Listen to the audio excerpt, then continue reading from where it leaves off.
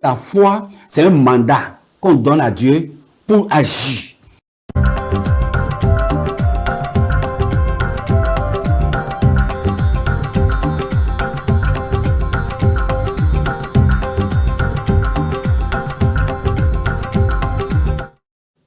Bonjour frères et sœurs dans le Seigneur, que la grâce et la faveur de l'Éternel, l'amour de Dieu Tout-Puissant demeure avec chacun. Prions. Père Tout-Puissant, nous venons te dire merci. Merci de tout cœur de nous avoir accordé ce privilège. Parce que tous ceux qui ont la grâce, l'accès à la présence de l'Éternel, ont reçu une grâce particulière. Ce n'est pas facile de s'approcher à ceux qui sont élevés en dignité sur la terre. Et à plus forte raison, le Dieu Tout-Puissant, celui qui par son Fils a livré son sang pour nous accorder un accès libre à la présence de l'Éternel. Père, nous voulons te dire merci de nous accepter dans ta présence. Merci d'accepter de nous parler. Merci de disposer notre homme intérieur afin que ta parole puisse germer en nous. Infiniment merci. Je prie afin que ce moment soit une bénédiction pour chacun. Que ce temps soit un temps de bénédiction, de délivrance, de guérison, un temps de miracle, de prodige pour chacun. Les disciples de la voie d'Emmaüs pouvaient dire, quand ils nous parlaient, nos cœurs brûlaient au-dedans de nous. Seigneur, que le cœur de quelqu'un reçoit chaleureusement, reçoit fraternellement la puissance de la parole de Dieu ce matin. Éternel Dieu des armées, nous prions et nous te rendons grâce de ce que, Père, tu es le Dieu qui nous dit la vérité. Et la vérité affranchit. Que la vérité puisse nous affranchir. Que le cœur qui accepte la vérité soit la part et l'héritage de chacun au nom de Jésus. Que la main puissante de l'Éternel soit tendue sur chacun de nous, afin de faire de nous des disciples, des hommes créés à son image et à sa ressemblance, au nom puissant de Jésus. Père, tu veux que nous puissions connaître la vérité par rapport à ce thème très capital, la foi pendant les moments d'épreuve. Oh, honneur, gloire à toi. Seigneur, donne-nous la grâce de pouvoir véritablement accepter la plénitude de la vérité, la profondeur de la vérité, au nom puissant de Jésus. Beaucoup de personnes en reçoivent la parole, comme les disciples avaient remarqué en son temps, et ils t'ont demandé, mais pourquoi tu leur parles en parabole? Et tu as répondu, Seigneur, c'est à vous qu'il est donné de comprendre et de recevoir les vérités profondes. Jésus, honneur à toi, magnificence à toi, gloire à toi pour tous ceux qui auront part à ce message. Je bénis ton nom de tout mon cœur. Merci de prendre le contrôle de ce moment particulier. Merci de régner en maître absolu. Merci de nous parler comme un roi. Béni sois-tu à jamais pour toujours. Au nom puissant de Jésus, j'ai prié. Amen. Je veux bénir le Seigneur pour la vie de chacun. Merci pour la disponibilité. Merci pour ce cœur qui aime la parole de Dieu. Que toute la gloire revienne au Seigneur. Vous qui avez pris ce rendez-vous et qui honorez de votre présence, sacrifiez votre temps pour pouvoir nous visualiser, que la grâce de l'Éternel demeure sur votre vie. Nous voulons nous entretenir sur le thème intitulé « La foi ». L'importance de la foi pendant les temps d'épreuve. Et nous voulons commencer en disant ceci, que la foi n'est rien s'il n'y a pas d'épreuve. Nous voulons faire comprendre aux uns aux autres que la foi des prodiges, la foi des miracles n'est pas la foi du salut. La foi du salut nous expose à des montagnes. Et c'est pour cela que Jésus il a prévenu les apôtres par rapport à la montagne. Parce que sans montagne, il n'y a pas de foi. C'est la montagne qui détermine la qualité de la foi, la résistance de la foi, la solidité de la foi. Si Votre foi ne rencontre pas de montagne. Elle n'est pas encore une foi. Elle est simulation de foi. Beaucoup de personnes croient que la vraie définition de la foi, c'est Hébreux chapitre 11, verset 1. Non, c'est Hébreux normalement chapitre 11, verset 6. C'est Hébreux 11, verset 6 qui est la définition de la foi. Parce que là, il est dit que, or, sans la foi, il est impossible d'être agréable au Seigneur. Or, sans la foi, il est impossible d'être agréable au Seigneur. Car celui qui s'approche du Seigneur doit croire qu'il existe. D'abord, doit croire qu'il existe. Dieu existe, tout le monde le sait. Même Satan sait que Dieu existe. Alors, à plus forte raison, le chrétien. Le chrétien, ce n'est pas seulement dire, confesser que Dieu existe. Ce n'est pas seulement répéter ou déclarer que Dieu existe. Mais c'est placer sa confiance en l'existence et en la capacité de Dieu. C'est-à-dire à la divinité de Dieu. Quand on parle de la divinité de quelque chose, on parle de sa nature invisible, de sa qualité invisible, de son potentiel invisible, de toute sa puissance invisible. Écoutez, Dieu aussi est esprit. C'est Jésus qui l'a dit dans Jean 4, 24, que Dieu est esprit. Donc, si Dieu est esprit, il est le créateur, l'esprit créateur, ça veut dire que Dieu est le maître des esprits. Il est le plus élevé, l'esprit supérieur. On a dit de ça de Daniel quand il était à Babylone. On a dit c'est un homme habité par l'esprit supérieur. Alors, on est en train de parler du Saint-Esprit comme ça. Dieu, c'est l'esprit supérieur. Si l'esprit qui est au-dessus de tout esprit et caractérise Dieu, mon frère, ma soeur, il faut que ta foi, il faut que ta compréhension de Dieu te confirme que Dieu est, il est le Père des esprits, il est le Maître des esprits, il est le leader des esprits. La foi se repose sur des réalités. La foi n'est pas une foi en vogue. La foi n'est pas une foi en aérobie. La foi n'est pas une foi laissée à elle-même. La foi, elle est objective. La foi doit se reposer sur des réalités. Si ta foi ne se repose pas sur des réalités, elle n'est pas encore une foi. Elle n'est pas encore une foi capable de faire face à des défis de la vie et les relever.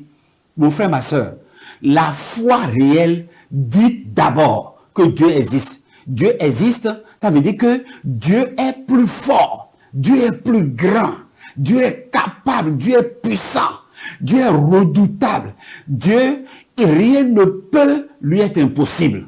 Il faut que ta foi te dise ça d'abord, que rien n'est impossible à mon Dieu. Même dans l'échec, même dans la défaite, ta foi doit confesser la capacité de Dieu, la potentialité de Dieu, l'impossibilité des choses auxquelles Dieu rentre. Quand Dieu rentre dans quelque chose, on dit qu'il y a la foi.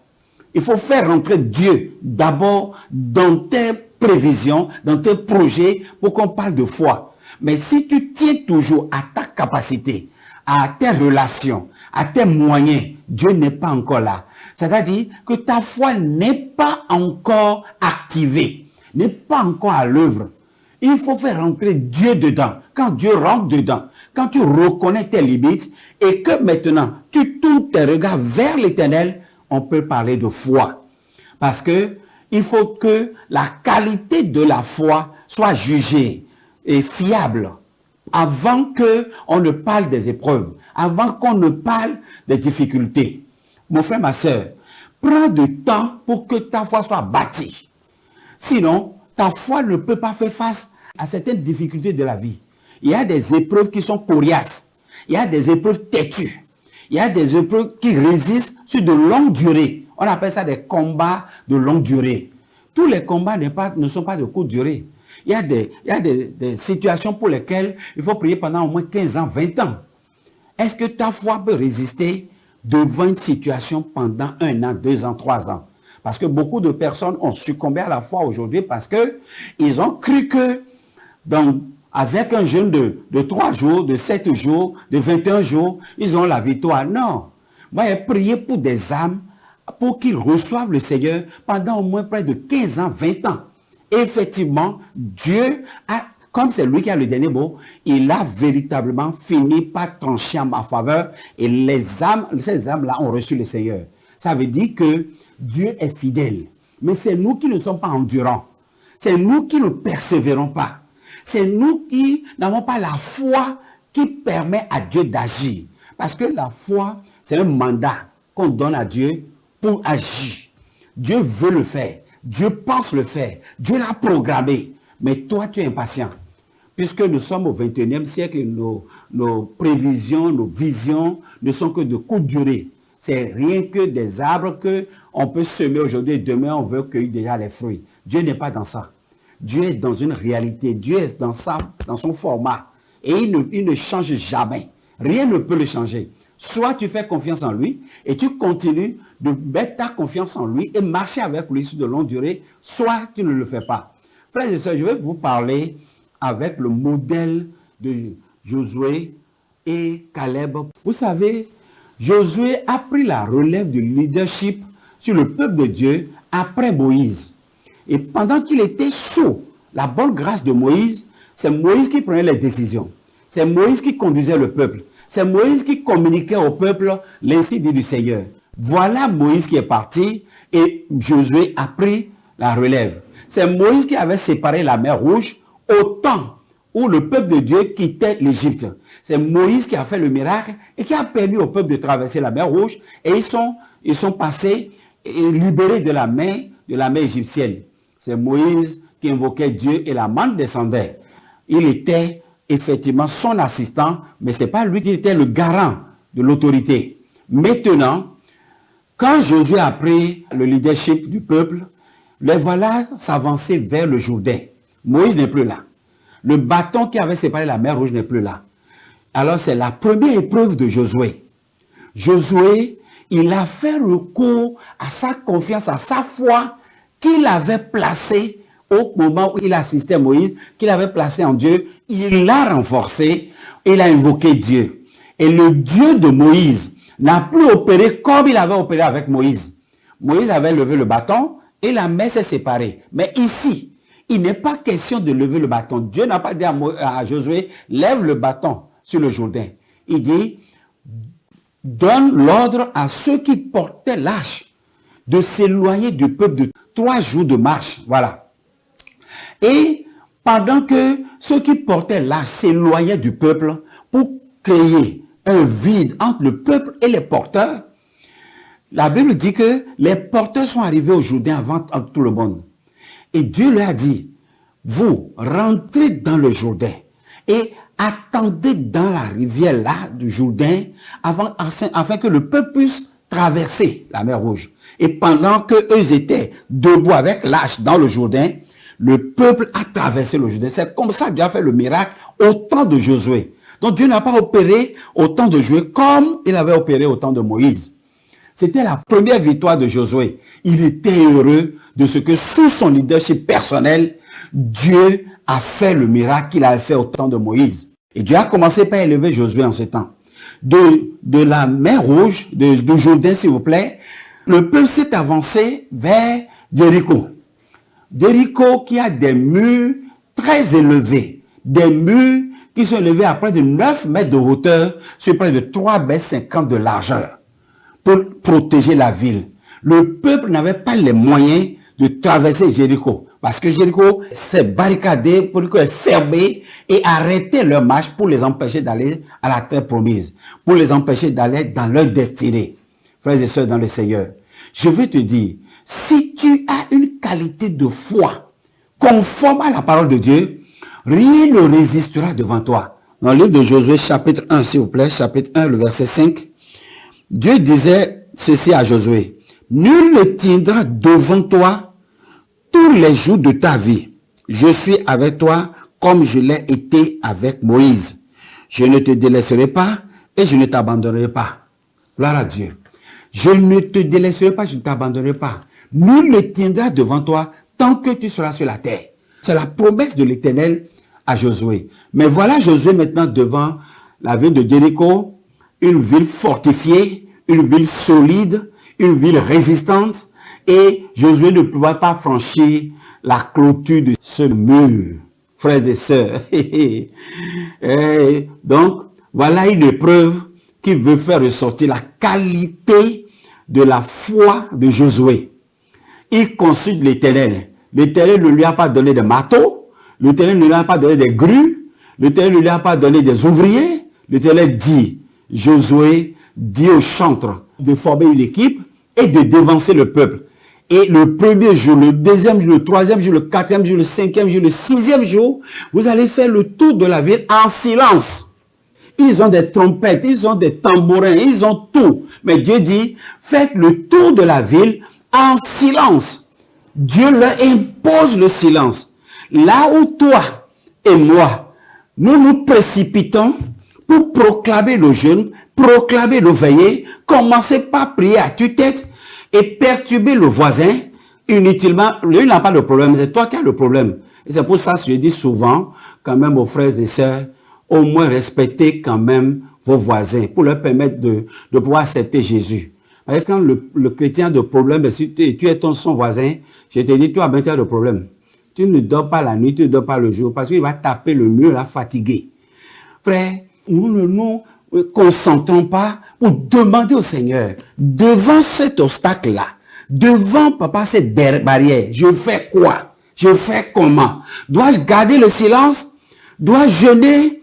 Les gens ont proclamé des jeûnes fatigués, des jeûnes à tue-tête. Il a proclamé, lui-même a déclaré fatigué. Il a proclamé fatigué. Il n'y a plus rien. Quand il finit ses cartouches, maintenant il dit, vraiment Dieu m'a déçu. Je vais te dire, Dieu ne déçoit jamais. Dieu ne déçoit jamais. Si seulement tu te conformes à cette prescription, tu ne seras jamais déçu. D'ailleurs, je vais te dire, un héros de la foi, c'est quelqu'un dont la vie se résume en 3 étapes. Premièrement, il a des réussites. Deuxièmement, il rencontre des obstacles. Quand Dieu soumet un héros de la foi à des obstacles, c'est qu'il veut forger en lui un caractère. Il veut préparer en lui un homme. Il veut maintenant stabiliser sa vie. Dieu veut commencer par les lever. Non, frère, il faut redéfinir les échecs. Il faut redéfinir les difficultés de la vie. Un échec d'un enfant de Dieu, un échec d'un croyant réel, c'est seulement un rendez-vous reporté.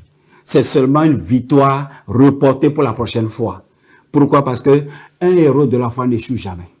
Non, un enfant de Dieu n'échoue jamais. J'ai connu Dieu, ça date quand même d'un temps. Beaucoup de personnes peuvent dire, je suis jeune. Effectivement, j'ai connu le Seigneur très jeune. Et j'ai vu beaucoup de choses. L'Éternel est fidèle. Il a toujours le dernier mot. Il te permet des réussites qui te stimulent, qui t'encouragent, et bim, il permet l'échec. Ok? Et puis on se débat devant l'échec. Tu te débats. Dieu est là, il te voit. Dieu est là, il te regarde. Pendant que Pierre était sorti de la pirogue et puis marchait sur l'eau, Jésus était là, il le regardait. Et Pierre était heureux. Heureux de ce qu'il n'est pas Jésus, mais il marche sur l'eau. Alléluia. C'est ça. Dieu te permet des réussites. Dieu te permet des victoires qui ne dépendent pas de tes compétences, qui ne dépendent pas de tes capacités. Et on est heureux. On proclame il est fidèle, on proclame il est bon, on proclame il est fort, il est grand, il est géant. Aïe, personne ne peut tenir devant moi. Je suis fort, je suis fort en moi, je suis grand. Et bam, il permet l'échec là, une honte. Devant Aïe, Josué est tombé. Il a traversé le Jourdain brillamment, il a renversé les murs de Jéricho, donc il a connu 2 grandes victoires et Aïe maintenant se présente une petite ville de Aïe. Les espions sont revenus dire à Josué, ils ont dit, ne fatigue pas le peuple. 300 personnes seulement suffit pour détruire Aïe. Et Josué, il n'a pas consulté l'Éternel qu'il avait consulté devant le Jourdain. Il n'a pas consulté l'Éternel qu'il avait consulté devant Jéricho. Il s'est cramponné seulement au rapport des hommes. Oh God! Quand nous nous confions, quand nous croyons, nous portons notre confiance sur le rapport des hommes, sur les dits des hommes, la foi n'y est plus. La foi disparaît. Le diagnostic des hommes n'est pas la vérité. Mais la vérité diffère du diagnostic. Il y a la réalité et il y a la vérité. ne vis pas dans la réalité. La réalité est la réalité. Tu es confronté à une difficulté. Tu es bloqué. Ça, c'est la réalité. Mais la vérité, c'est la parole de Dieu. La vérité dit que dans toute situation, favorable ou non, l'Éternel a le dernier mot. Confie-toi à la vérité et considère la réalité. Ne nie pas la réalité. Tu es malade, oui. Tu reconnais que tu es malade. Mais maintenant, fais recours à la foi. Et dis, je connais quelqu'un qui est Jéhovah Rapha, le Dieu qui guérit. Et je crois que lui va me guérir. C'est ça la vérité. Mais nier même la maladie et dire que je développe une pensée positive, c'est faux. Ça, c'est pas la foi. Non, nier la maladie, c'est pas la foi. Parfois, certains développent la foi de cette manière. Elle est contraire à l'évangile, elle est contraire à la Bible. C'est pas la foi. La pensée positive n'est pas la foi.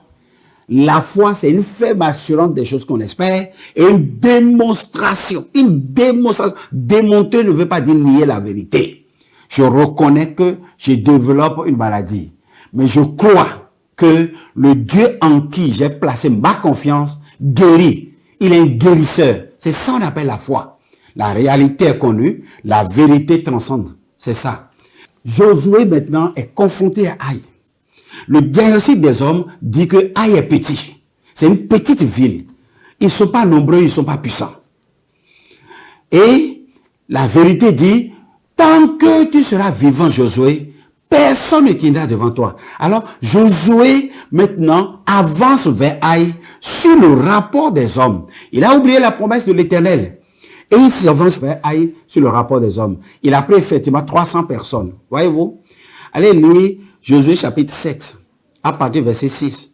Il a pris seulement 300 personnes. Et il est allé, et devant lui, il a vu son peuple en débandade. Haï a mis l'armée israélite en déroute.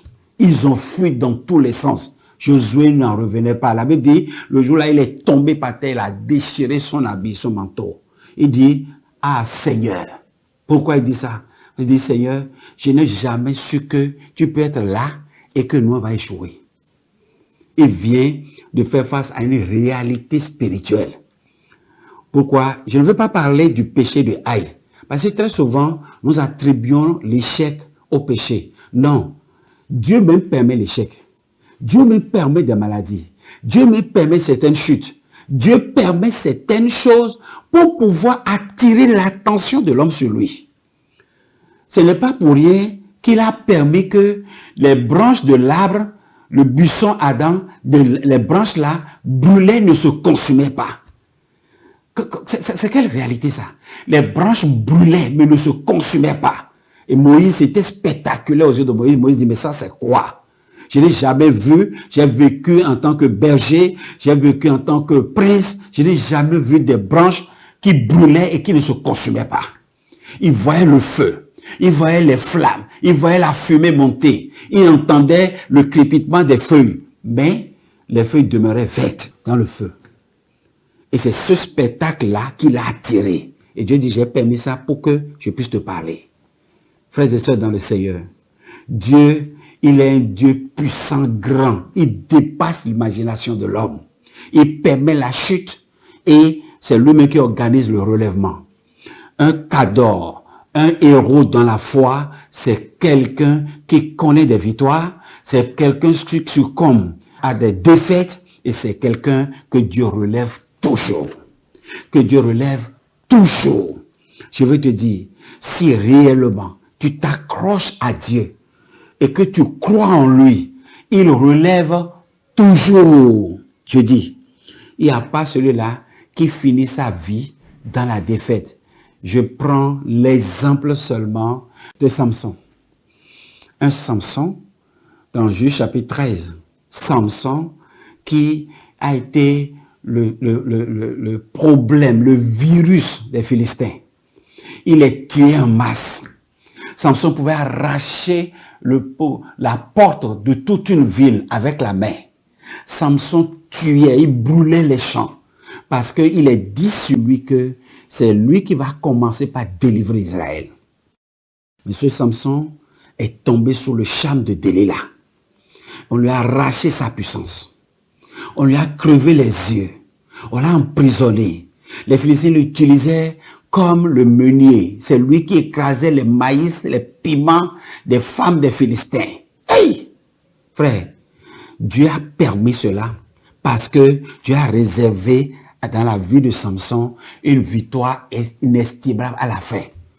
Quand le temps est arrivé et Samson devait tirer la vengeance, ils l'ont fait présenter par un enfant, un petit enfant, pour qu'il les réjouisse. Samson dit à l'enfant, permets que ma main touche le poteau de ce bâtiment. Il touche les deux poteaux. À l'instant là, la foule était rassemblée à la dalle, les princes étaient par terre, tout le décor était planté pour que Samson soit la risée des Philistins.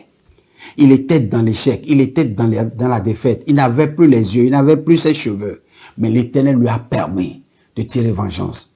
Samson, il a tué plus de Philistins ce jour-là qu'il en a tué depuis qu'il était vivant.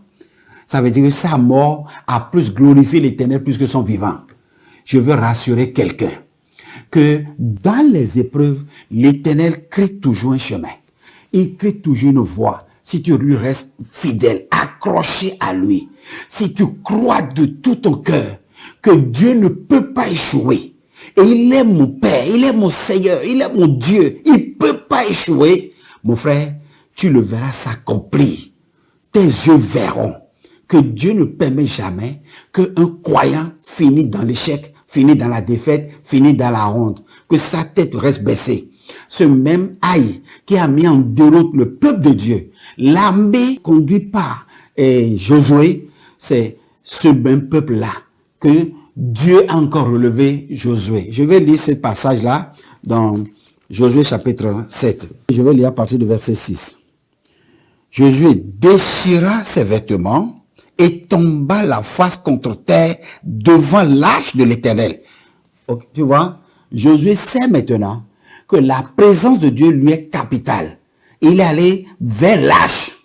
Alors que quand ses armées, ses combattants, ses héros de l'armée étaient revenus pour lui dire que, il y a une petite ville, on va l'enrayer d'un bout de main, il n'a pas considéré, il n'a pas cherché l'arche. Maintenant qu'il a échoué, il est revenu à l'arche. C'est ça. Dans les souffrances, dans les difficultés, frères et sœurs dans le Seigneur, tourne tes regards vers l'Éternel. La Bible dit, celui qui tourne ses regards vers lui n'est jamais couvert de honte, mais il est rayonnant. Dieu permet à la clarté, au rayon de sa présence, d'éclairer ton visage pour que tu vois les choses. Il est retourné à l'arche et il dit ceci.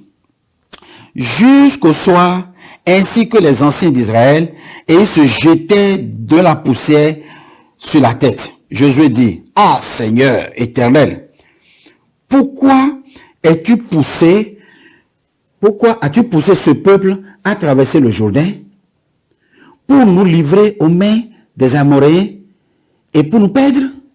Si seulement nous avions décidé de rester en dehors du Jourdain. À moi, Seigneur, que vais-je dire maintenant?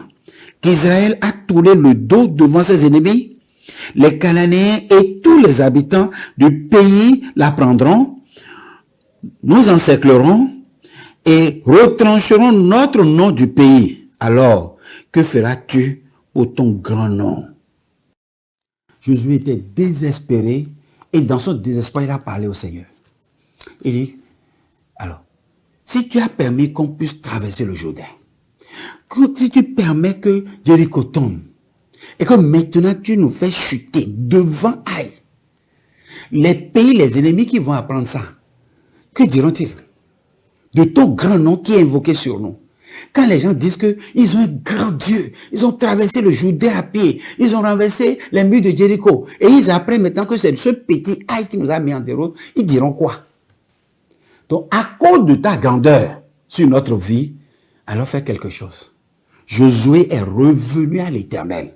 Et je disais au commencement que le premier aspect, le premier pilier sur lequel se repose la foi, c'est la divinité, c'est la déité de Dieu. C'est la grandeur de Dieu, c'est la capacité de Dieu. Il faut que tu revoies maintenant l'impression que tu as de Dieu. ton Dieu est plus grand que ton obstacle. Si tu considères le premier combat d'Israël face à Haï et le second combat, tu verras que c'est la même armée, c'est le même peuple, c'est les mêmes âmes, c'est les mêmes personnes. Des gens sont morts, effectivement. Disons que même c'est la réserve de l'armée d'Israël qui est retournée sur le champ de combat. Ils ne sont plus motivés comme avant. Ils ne sont plus aguerris comme avant. Mais pourquoi, au moment où ils étaient motivés, ils avaient les armes qu'il faut, ils avaient des hommes présidentiels, ils avaient échoué. Ce n'est pas que Haï est devenu plus fort. Ce n'est pas que Haï a affaibli. Non, Haï, la position de Haï n'a pas changé. Mais c'est le peuple qui a changé. Le peuple, le regard du peuple sur son Dieu a changé. C'est Isaïe qui s'est affaibli. Haï n'est pas devenu plus fort. Haï était ce qu'elle était. Mais c'est le peuple qui a changé. Frère, la première des choses qu'il faut voir, ce n'est pas le sorcier. Quand il y a des problèmes. Ce n'est pas le sorcier. Ce n'est pas les marabouts. Ce n'est pas les démons. Ce n'est pas les démons des eaux et autres. C'est la foi qui change. Si ta foi change, tu vas succomber. Mais si ta foi grandit, croit, tu vas transcender et puis dépasser, voir la montagne de derrière. Quand Pierre était monté sur l'eau, Pierre marchait sur l'eau parce que sa foi se portait entièrement sur Jésus. Mais qu'est-ce qui a fait que Pierre commençait pas à s'enfoncer dans l'eau? Vous voyez? C'est la nature de sa foi qui a faibli à un moment donné.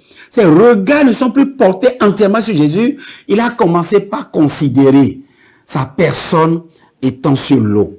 Un homme qui a un poids considéré et qui normalement, scientifiquement, devait s'enfoncer dans l'eau, mais qui survole sans avoir un moteur. Il n'a pas une autre force contraire. Et il marche sur l'eau. Frère, ça, la foi transcende même la science. La foi défie la science. C'est comme ça que la foi nous permet de pouvoir transcender les diagnostics des médecins. Et ils sont étonnés. Ils se demandent, mais comment est-ce que tu es guéri? Et nous-mêmes, on ne peut pas expliquer. Dans Jean chapitre 9, l'aveugle, on a demandé à l'aveugle, mais comment tu es guéri? Il dit, moi, mais je ne sais pas. Mais un homme qu'on appelle Jésus m'a touché et je suis guéri. Il ne peut pas. Le miracle que la foi produit, personne ne peut le décrire. C'est pour cela que même dans les témoignages, les frères s'emballent. Parce qu'ils ne savent pas comment la chose s'est passée. Mais il tient à en parler. C'est ça, c'est le miracle. Je bénis le Seigneur, Dieu Tout-Puissant, de ce qu'il est le Dieu des miracles et des prodiges. L'obstacle, les difficultés, les épreuves de la vie, les manquements, les manques de résultats sont des éléments qui nous permettent de nous enraciner dans la foi, de pouvoir être solide dans la foi. Parce que le second support de la foi, c'est les promesses de l'Éternel. Et je veux, avant de finir, donner quelques promesses de l'Éternel qu'il faut garder sur soi. Josué s'est rappelé que Dieu lui avait dit. On va lire Josué chapitre 8, versets 1 et 2, 8. L'Éternel dit à Josué, pendant que il était devant la face du Seigneur, dans la défaite, dans la honte, Dieu dit, sois sans crainte. Josué chapitre 8, verset 1. Sois sans crainte. Pendant que des soldats sont tombés, des soldats sont morts, et puis les autres sont démotivés, devant la face du Seigneur, devant l'âge de l'Éternel, la voix de l'Éternel lui dit, sois sans crainte.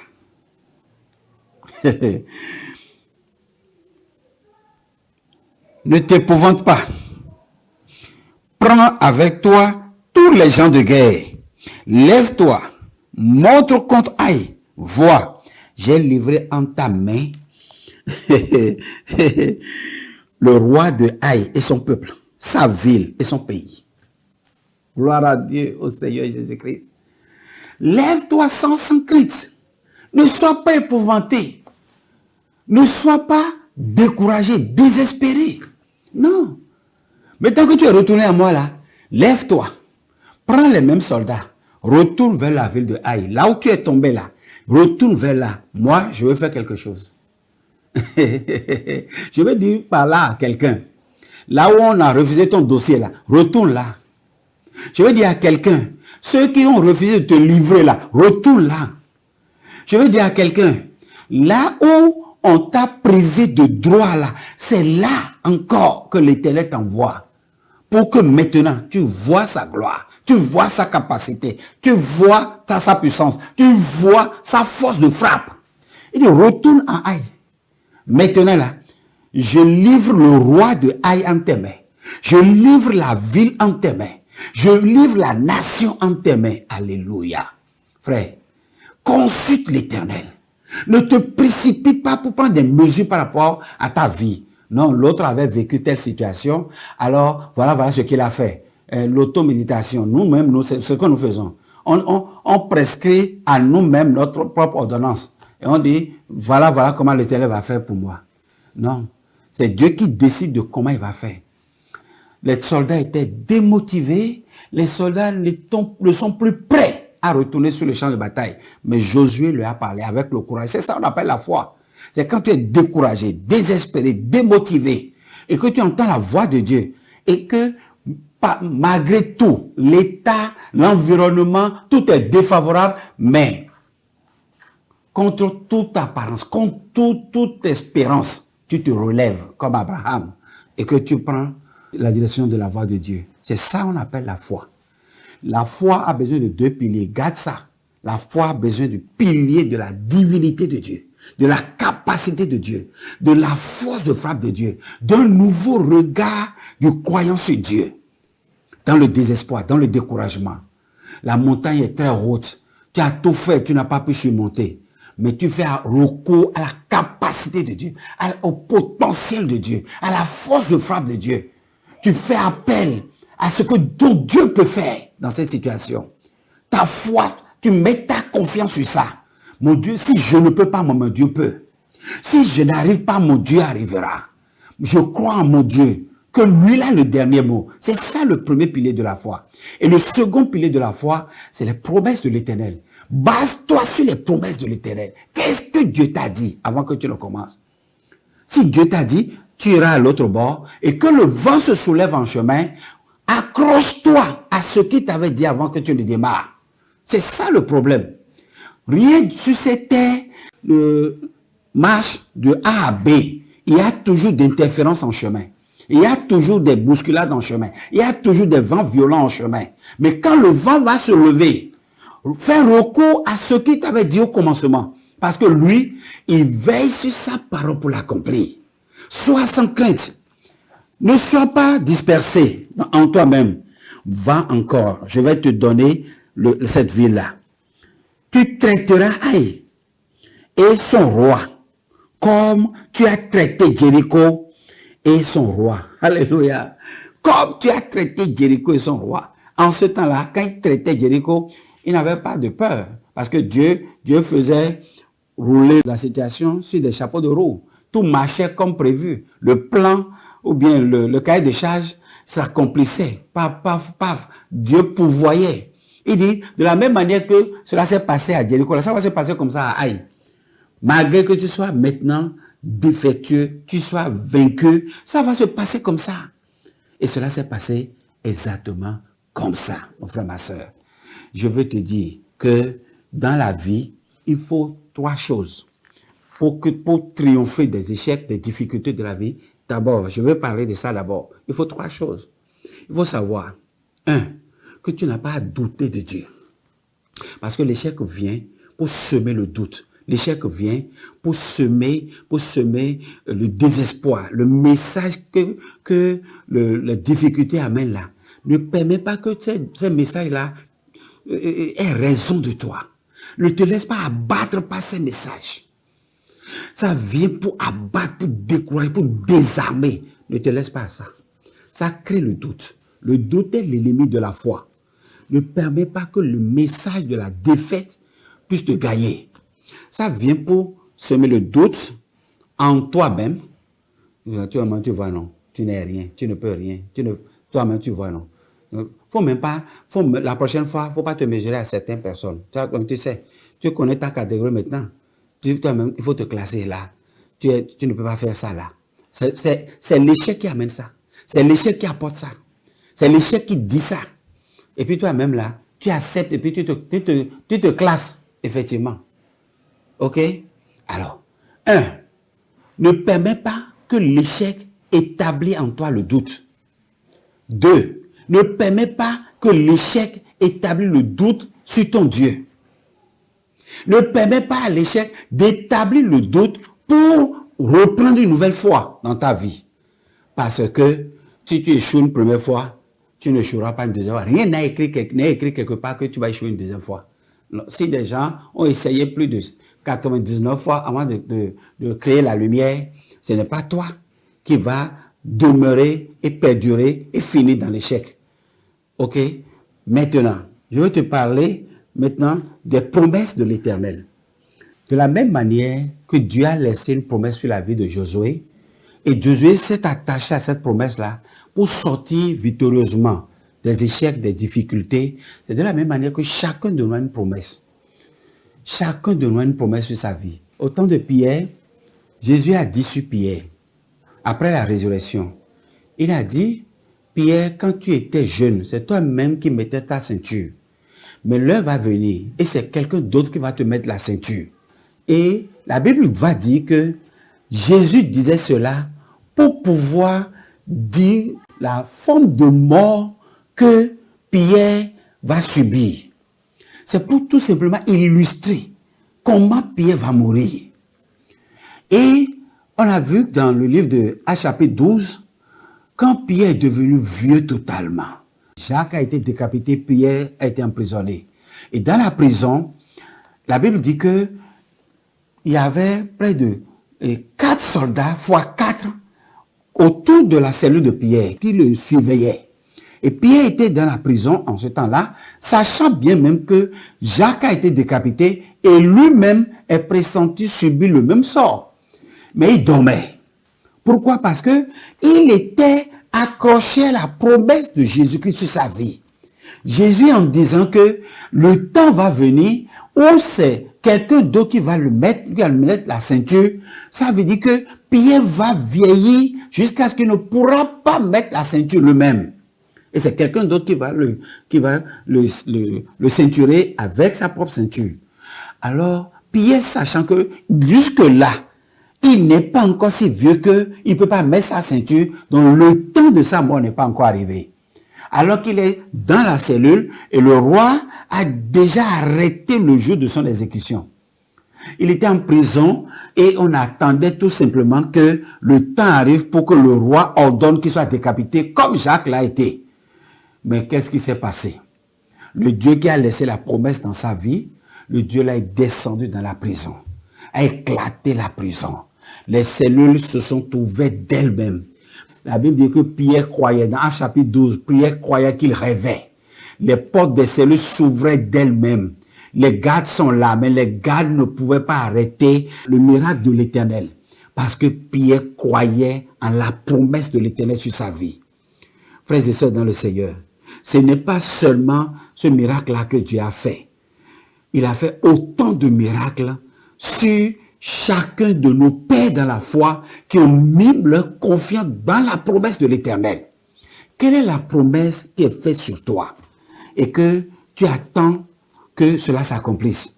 Dans le livre de Nombres chapitre 13 verset 30, Caleb dit, pendant que le peuple murmurait, pendant que tout était désespéré, Caleb dit que le peuple se taise et dit, montons. Nous y prendrons possession du pays, car nous en serons vainqueurs. Voilà la parole que Caleb a donnée dans le désespoir de tout le peuple. Pendant que 10 espions étaient découragés, Caleb gardait l'espoir. Il dit, nous serons vainqueurs. Même s'il y a des Goliaths dans le pays, nous serons vainqueurs. Dans le livre de Psaume chapitre 60, verset 8, la promesse dit, Dieu a parlé dans sa sainteté, je triompherai. Je triompherai. Alors, quand Dieu dit que tu es triomphateur, il n'y a rien qui peut changer ça. La parole de Dieu a dit et Dieu va le faire au nom de Jésus. Je veux aussi lire 1 Jean chapitre 2, verset 14. Je vous ai écrit, Père, parce que vous avez connu celui qui est dès le commencement. Je vous ai écrit, jeunes gens, parce que vous êtes forts. parce que vous êtes forts. Pourquoi? Parce que la parole de Dieu est en vous. Si la parole de Dieu est en toi, n'attends pas un prophète venu te dire que tu es fort. N'attends pas un révérend te dire, je vois que tu es fort, la situation là, tu auras le dessus. Non, la parole de Dieu l'a déjà déclaré que tu es fort, que je suis fort, parce que la parole de Dieu est en moi. Si la parole de Dieu est en toi, si la parole de Dieu est dans ta bouche, tu es fort. Tu ne peux plus être affaibli. Rien ne peut plus te renverser. Tu es fort. Je continue. Dans les autres 14, la Bible dit, l'Éternel combattra pour vous. Vous gardez le silence. Alléluia. C'est la promesse de l'Éternel. Garde le silence, car Dieu combattra pour toi. Oui, c'est une promesse de l'Éternel. Si tu gardes ça, tu t'appropries ça et que tu déclares cela avec la capacité de Dieu sur tout en toi, ou la puissance de Dieu, l'autorité de Dieu, si tu déclares cela avec cette image devant toi, en toi, mémorisée en toi, je dis, la foi se réconforte, la foi devient solide et la foi résiste devant les obstacles. Je vais finir avec ce verset que j'aime si tant. Ce verset-là, c'est ma promesse personnelle. Philippiens 4, verset 13. Je n'ai pas besoin de regarder dans la Bible. Je traversais un temps dur en ce temps-là. Je venais de recevoir le Seigneur et le temps que je traversais en ce temps, c'était un temps terrible. Tellement que des gens m'ont dit, Calice, ce chemin-là n'est pas le tien. Tu t'es trompé de voie. Tu t'es trompé de voie. Laisse Jésus. Jésus n'est pas pour les gens comme toi. Je dis, ceux qui marchent avec Jésus n'ont pas deux têtes. Ils n'ont qu'une seule tête comme moi. J'ai persévéré avec lui. Jésus a changé l'ordre des choses. C'est Philippiens chapitre 4, verset 13. C'est mon verset, c'est ma promesse, mais je la partage avec toi. Toi qui m'écoutes, toi qui me regardes.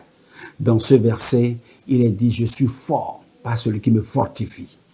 Je suis fort par celui qui me fortifie. C'est-à-dire, tant qu'il sera là à me fortifier, jamais rien ne peut me renverser. Je suis fort par celui qui me fortifie. Tu es fort par celui qui te fortifie. Et celui qui te fortifie, c'est Jésus. Tant qu'il n'est pas faible, tu ne seras jamais faible. Tant qu'il n'est pas à terre, lui-même, pendant qu'il traînait la croix avec Golgotha, il est tombé en chemin 3 fois. Il est fort. Pourquoi il est tombé? Il n'est pas tombé parce qu'il devait tomber, mais il est tombé tout simplement pour nous donner une image, pour nous montrer qu'il va arriver des moments. Vous allez tomber, mais croyez-moi, vous allez vous relever. Je te dis, un palmier, c'est un arbre qui ne meurt jamais. Même si personne ne l'arrose, même si on ne lui accorde plus d'entretien. C'est un palmier, il vit seul lui-même. J'ai écouté un agrônome un jour, un agrônome qui me disait que les différentes parties du corps du palmier, c'est-à-dire ce qui semble être des plaies cicatrisées, les cicatrices du corps du palmier là, il dit ça forme l'âge du palmier. Quand tu comptes ça, c'est l'âge du palmier qui est marqué là comme ça.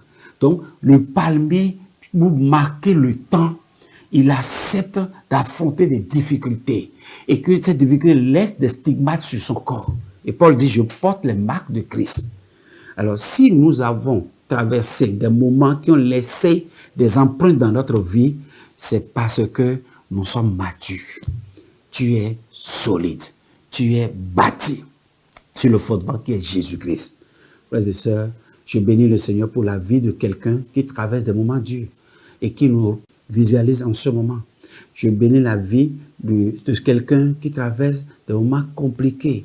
Tu n'as plus d'espoir. Laisse le Seigneur achever son œuvre dans ta vie et il te laissera un chemin tout droit tracé. Toi, tu chanteras encore un nouveau chant, un chant de grâce, un chant de faveur, un chant de victoire. David dit, quand je me rappelais des temps où je dansais à la tête du peuple en allant vers la maison de l'Éternel. Pourquoi? Parce qu'en ce temps-là, au moment où il parlait, il traversait un temps où il a été abandonné par tout le monde. Il n'y a plus personne derrière. C'est comme ça la vie. Je vais te dire, quand c'est bon pour tout le monde. Mais quand c'est mauvais, c'est pour toi. Quelqu'un a dit que l'échec a un parent pauvre. Mais la victoire, il a des parents partout. C'est ça. Maintenant, tu es seul. Maintenant, tu es abandonné. Laisse, le temps là va changer. Et les gens vont te rechercher.